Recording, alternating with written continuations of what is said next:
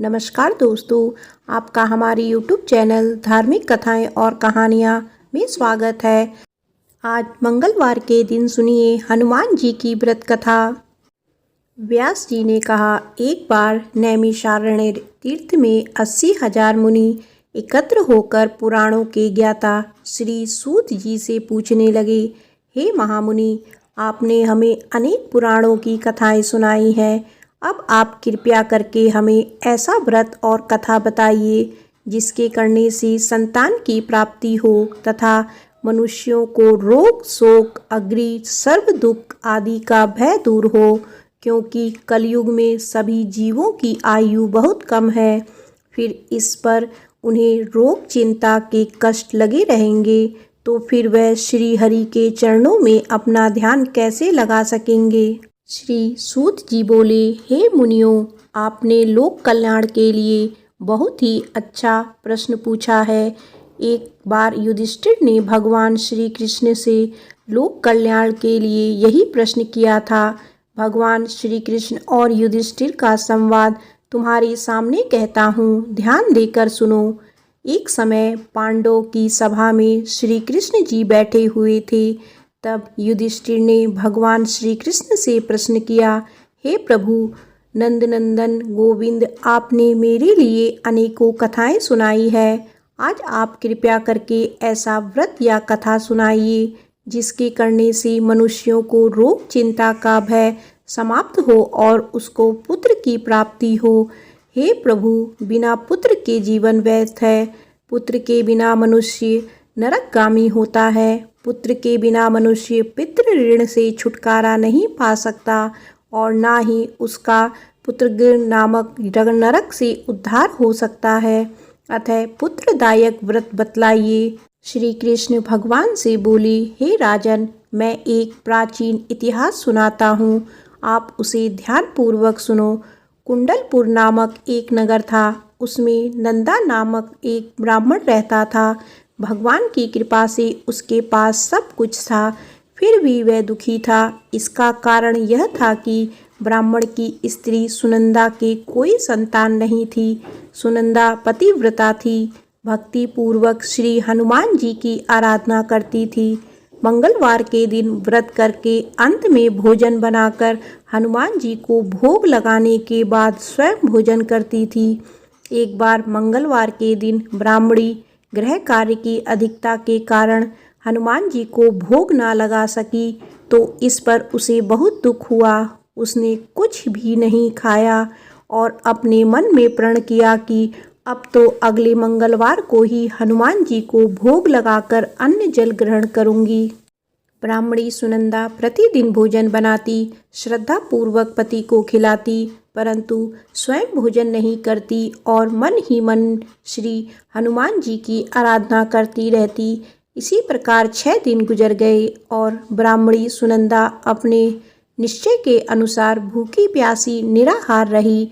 अगले मंगलवार को ब्राह्मणी सुनंदा प्रातःकाल ही बेहोश होकर गिर पड़ी। ब्राह्मणी सुनंदा की इस असीम भक्ति के प्रभाव से श्री हनुमान जी बहुत प्रसन्न हुए और प्रकट होकर बोले, सुनंदा, मैं तेरी भक्ति से बहुत प्रसन्न हूँ, तो उठ और वर मांग। सुनंदा अपने आराध्य देव श्री हनुमान जी को देखकर आनंद की अधिकता से विह्वल हो श्री हनुमान जी के चरणों में गिरकर बोली, हे प्रभु, मेरी कोई संतान नहीं है, कृपया करके मुझे संतान प्राप्ति का आशीर्वाद दे, आपकी अति कृपा होगी। श्री महावीर जी बोले, तेरी इच्छा पूर्ण होगी, तेरी एक कन्या पैदा होगी, उसके अष्टांग प्रतिदिन सोना दिया करेंगे। इस प्रकार कहकर श्री महावीर जी अंतर्ध्यान हो गए।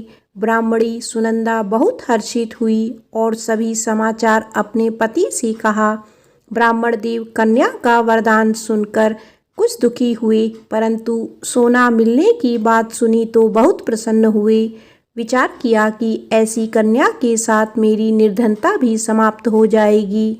श्री हनुमान जी की कृपा से वह ब्राह्मणी गर्भवती हुई और 10वें महीने में उसे बहुत ही सुंदर पुत्री प्राप्त हुई। यह बच्ची अपने पिता के घर में ठीक उसी तरह बढ़ने लगी जिस प्रकार शुक्ल पक्ष का चंद्रमा बढ़ता है। 10वें दिन ब्राह्मण ने उस बालिका का नामकरण संस्कार कराया। उसके कुल पुरोहित ने उस बालिका का नाम रत्नावली रखा, क्योंकि यह कन्या सोना प्रदान किया करती थी। इस कन्या ने पूर्व जन्म में बड़े विधि विधान से मंगल देव का व्रत किया था। रत्नावली का अष्टांग बहुत सा सोना देता था। उस सोने से नंदा ब्राह्मण बहुत ही धनवान हो गया। अब ब्राह्मणी भी बहुत अभिमान करने लगी। समय बीतता रहा। अब रत्नावली 10 वर्ष की हो चुकी थी। एक दिन जब नंदा ब्राह्मण प्रसन्नचित्त था, तब सुनंदा ने अपने पति से कहा, मेरी पुत्री रत्नावली विवाह के योग्य हो गई है, अतः आप कोई सुंदर तथा योग्य वर देखकर इसका विवाह कर दें। यह सुन ब्राह्मण बोला, अभी तो रत्नावली बहुत छोटी है।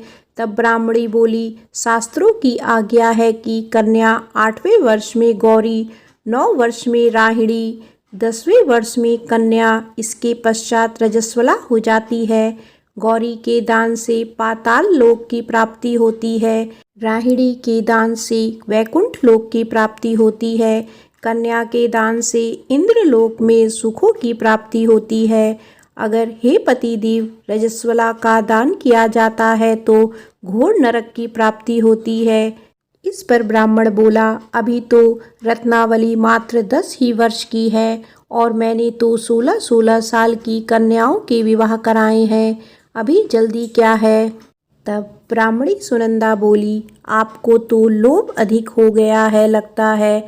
शास्त्रों में कहा गया है कि माता पिता और बड़ा भाई रजस्वला कन्या को देखते हैं तो वे अवश्य ही नरकगामी होते हैं।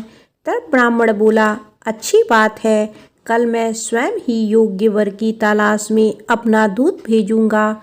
दूसरे दिन ब्राह्मण ने अपने दूत को बुलाया और आज्ञा दी कि जैसी सुंदर मेरी कन्या है, वैसा ही सुंदर वर उसके लिए तलाश करो।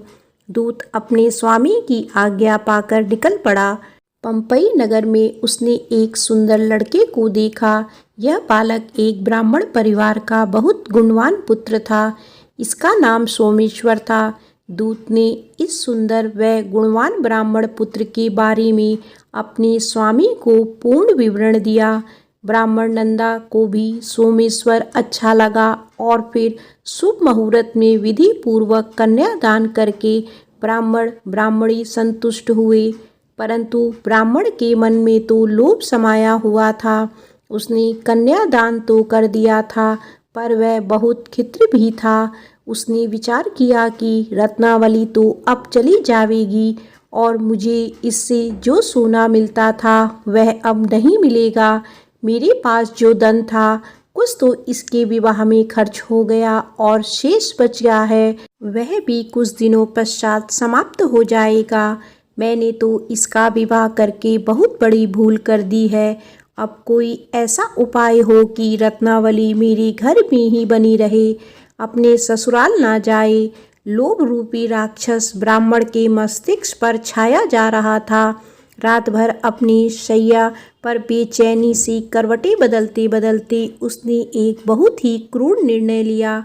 उसने विचार किया कि जब रत्नावली को लेकर उसका पति सोमेश्वर अपने घर के लिए जाएगा तो वह मार्ग में छिपकर सोमेश्वर का वध कर देगा और अपनी लड़की को अपने घर ले आएगा, जिससे नियमित रूप से उसे सोना भी मिलता रहेगा और समाज का कोई मनुष्य उसे दोष भी नहीं देगा। प्रातःकाल हुआ तो नंदा और सुनंदा ने अपनी जमाई तथा लड़की को बहुत सा धन देकर विदा किया। सोमेश्वर अपनी पत्नी रत्नावली को लेकर ससुराल से अपने घर की तरफ चल दिया।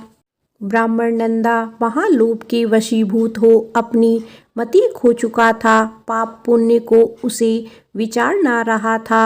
अपने भयानक व क्रूर निर्णय को कार्य रूप देने के लिए उसने अपने दूत को मार्ग में अपने जमाई का वध करने के लिए भेज दिया था, ताकि रत्नावली से प्राप्त होने वाला सोना उसे हमेशा मिलता रहे और वो कभी निर्धन ना हो। ब्राह्मण के दूत ने अपने स्वामी की आज्ञा का पालन करते हुए उसके जमाई सोमेश्वर का मार्ग में ही वध कर दिया। समाचार प्राप्त कर ब्राह्मण नंदा मार्ग में पहुंचा और रुदन करती अपनी पुत्री रत्नावली से बोला, हे पुत्री, मार्ग में लुटेरों ने तेरे पति का वध कर दिया है। भगवान की इच्छा के आगे किसी का कोई वश नहीं चलता। अब तू घर चल, वहां पर ही रहकर शेष जीवन व्यतीत करना। जो भाग्य में लिखा है वही होगा। अपने पति की अकाल मृत्यु से रत्नावली बहुत दुखी हुई। करुणा क्रंदन व रुदन करते हुए अपने पिता से बोली, हे पिताजी, इस संसार में जिस स्त्री का पति नहीं है उसका जीना व्यर्थ है। मैं अपने पति के साथ ही अपने शरीर को जला दूंगी और सती होकर अपने इस जन्म को, माता पिता के नाम को तथा सास ससुर के यश को सार्थक करूंगी। ब्राह्मण नंदा अपनी पुत्री रत्नावली के वचनों को सुनकर बहुत दुखी हुआ। विचार करने लगा, मैंने व्यर्थ ही जमाई वध का पाप अपने सिर ले लिया। रत्नावली तो उसके पीछे अपने प्राण तक देने को तैयार है। मेरा तो दोनों तरफ से मरण हो गया। धन तो अब नहीं मिलेगा। जमाई वध के पाप के फलस्वरूप यम यातना भी भुगतनी पड़ेगी। यह सोचकर वह बहुत दुखी हुआ। सोमेश्वर की चिता बनाई गई। रत्नावली सती होने की इच्छा से अपने पति का सिर अपनी गोदी में रखकर चिता में बैठ गई। जैसे ही सोमेश्वर की चिता को अग्नि जलाई गई, वैसे ही प्रसन्न हो मंगलदेव वहां प्रकट हुए और बोले, हे रत्नावली, मैं तेरे पति भक्ति से बहुत प्रसन्न हूँ, तू वर मांग। रत्नावली ने अपने पति का जीवन दान मांगा।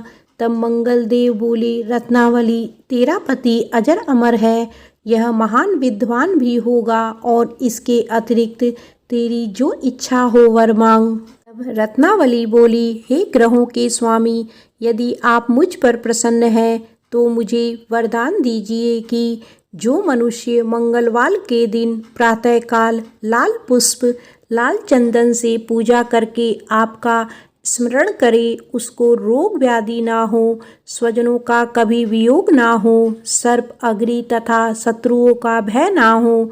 जो स्त्री मंगलवार का व्रत करे वह कभी विधवा ना हो। मंगलदेव तथा अस्तु कहकर अंतर्ध्यान हो गए। सोमेश्वर मंगलदेव की कृपा से जीवित हो उठा। रत्नावली अपने पति को पुनः प्राप्त कर बहुत प्रसन्न हुई और मंगलदेव का व्रत प्रत्येक मंगलवार को करके व्रतराज और मंगलदेव की कृपा से इस लोक में सुख ऐश्वर्य को भोगते हुए अंत में अपने पति के साथ स्वर्ग लोक को गई। प्रेम से बोलो पवन पुत्र हनुमान की जय। आइए सुनते हैं मंगलवार व्रत की दूसरी कथा।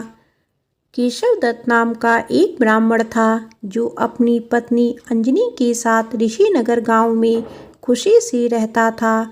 गांव के सभी लोग ब्राह्मण परिवार का बहुत सम्मान करते थे। उसके पास खूब धन संपत्ति थी, लेकिन उसकी कोई संतान नहीं थी। इस कारण दोनों पति पत्नी दुखी थे। पुत्र प्राप्ति के लिए दोनों हनुमान जी की पूजा करने लगे। ब्राह्मण हर मंगलवार जंगल में हनुमान जी की पूजा करने के लिए जाता। पत्नी घर में ही महावीर का व्रत रखा करती थी। दोनों शाम को बजरंग बली को भोग लगाकर व्रत खोलते थे। ब्राह्मण और उसकी पत्नी को हनुमान जी की पूजा करते करते कई साल बीत गए, लेकिन उन्हें संतान नहीं हुई। एक समय आया जब ब्राह्मण निराश हो गया, परंतु उसने बजरंग बली पर विश्वास नहीं छोड़ा। दोनों पति पत्नी विधिवत व्रत रखते रहे। एक मंगलवार अंजलि हनुमान जी को भोग लगाना भूल गई और दिन ढलने के बाद खुद भी बिना भोजन किए सो गई। उस दिन ब्राह्मण की पत्नी ने प्रण लिया कि वो अब अगले मंगलवार को भोग लगाने के बाद ही अन्न का दाना खाएगी। बिना कुछ खाए पिए किसी तरह से 6 दिन निकल गए। मंगलवार का दिन आया और कमजोरी के चलते वे बेहोश हो गई। हनुमान जी अंजलि की निष्ठा देखकर प्रसन्न हो गए।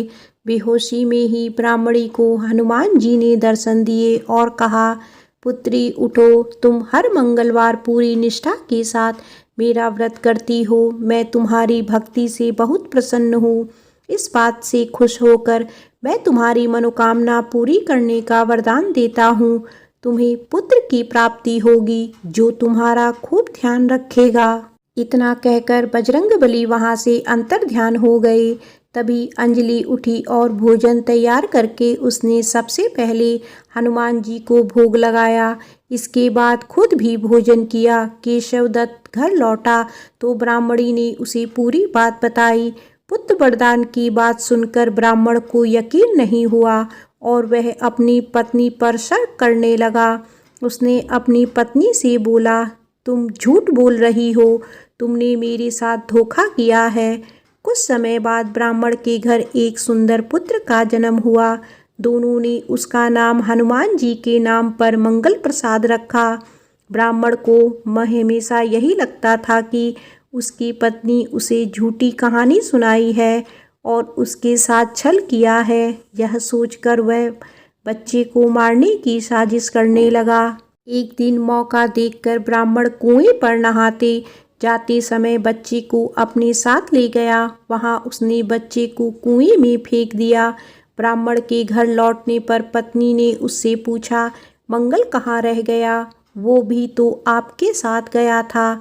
पत्नी के सवाल सुनकर ब्राह्मण पहले थोड़ा घबराया और फिर बोला कि मंगल उसके साथ नहीं था। तभी पीछे से मंगल मुस्कुराते हुए सामने आया। यह देखकर ब्राह्मण दंग रह गया। केशव दत्त को रात को यह सोचकर नींद नहीं आई कि मंगलदास कैसे घर वापस आया। उसी रात बजरंगबली ने ब्राह्मण को सपने में दर्शन दिए। हनुमान जी ने कहा, मेरा प्रिय पुत्र, यह तुम दोनों का ही बेटा है। मैंने तुम्हारी और तुम्हारी पत्नी की भक्ति से खुश होकर तुम्हारी मनोकामना को पूरा किया था। अपने पुत्र मंगलदास को अपना लो और अपनी पवित्र स्त्री पर शक करना छोड़ दो। सुबह उठकर ब्राह्मण ने सबसे पहले अपने बेटे को गले लगाया, फिर अपनी पत्नी से माफ़ी मांगी। उसके बाद ब्राह्मण ने अपनी पत्नी को बताया कि वह किस तरह उस पर शक किया करता था और मंगलदास को अपना पुत्र नहीं मानता था। ब्राह्मण की पत्नी ने उसे माफ़ कर दिया और तीनों खुशी खुशी एक साथ रहने लगे। प्रेम से बोलो बजरंगबली की जय।